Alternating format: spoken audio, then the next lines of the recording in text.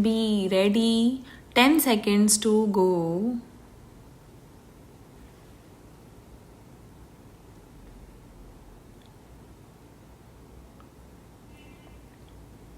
Start. Mr. Vice Chairman, sir, by moving this bill for consideration, my honorable friend has raised a very important question affecting public life. There could be absolutely no matter of doubt that the corruption in public life have become rampant. As a result of this, people in public have become great suspects. In a seminar which I was attending on code of conduct for public men, somebody observed that once a man becomes a minister, occupies a seat of power for generations, his economic problems are solved.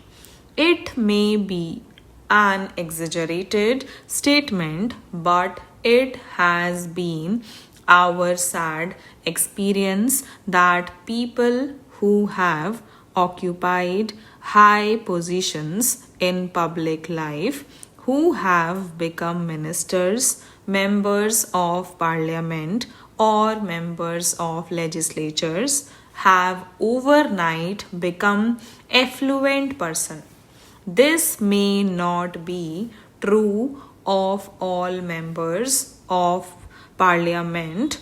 This may not be true of all members of legislatures. This may not be true of all ministers, but quite a large number of them have overnight become so affluent that it becomes really difficult for any man to understand how the man becomes so affluent. The whole thing becomes a mystery to the common man, and the character and integrity of the person concerned becomes highly suspect. I know, sir, that it would be too much to expect the same standard of public behavior as we had during the days of Ramayana. Those who were in charge of administration, those who were occupying the highest office, put themselves to the highest form of test, the highest form of ordeal. Can there be any doubt that public life, if so much corrupted today that we have all become suspect? In fact, the people have also become jealous of the members of parliament. They say somehow one has got to become a member of parliament or a member of legislature or somehow come closer to the corridors of power. Why do they say this? Because they see the sudden change in the outlook, the behavior, the kind of living of a particular individual.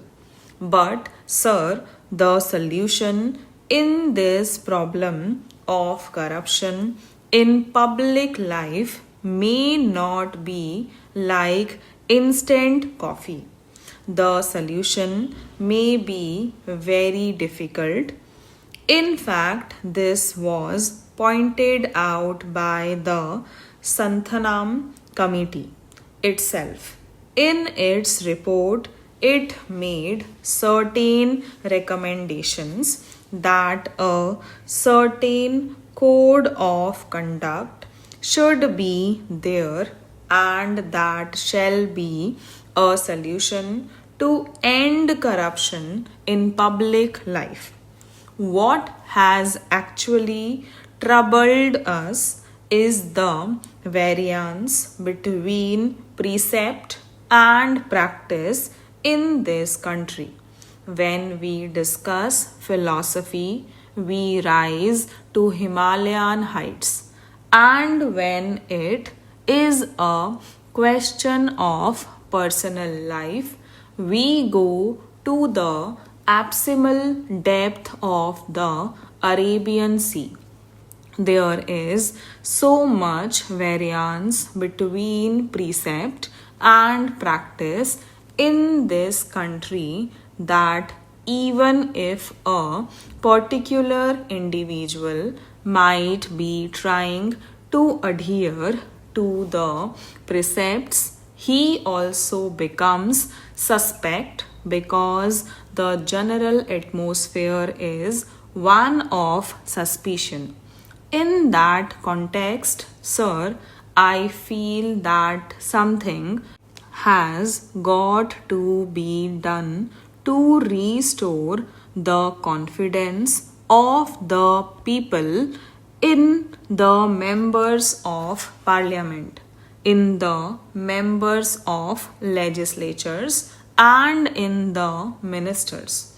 Now, my friend made a suggestion that after all, we are all answerable to the people in this country, and when representatives come through elections and people vote for them, that is a sure proof of the people confidence in these elected representatives.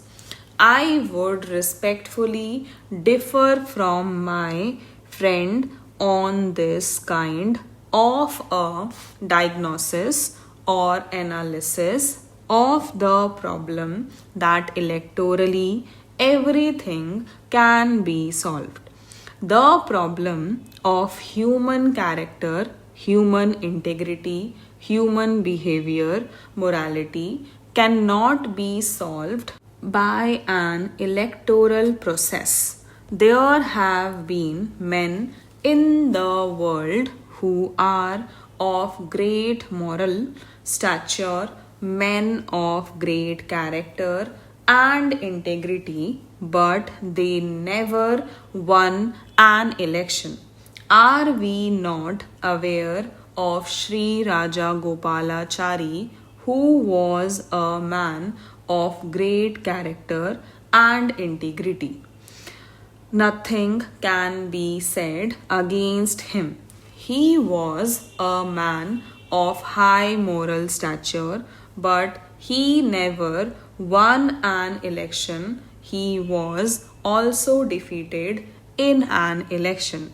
Let us not try to beguile ourselves by saying that by our being electorally established, our character is established, our integrity is established, our moral standard is established. After all, the kind of electoral system that we have in this country itself corrupts the entire political system, the entire politics in this country. How many of us can claim that we limit ourselves to the amount prescribed in the Representation of the People Act when we contest an election? Which member of parliament does not spend above that amount? How many of us file a true return in compliance with the provisions of the Representation of the People Act? most of the candidates file false returns, and this has been taken as an accepted way of life.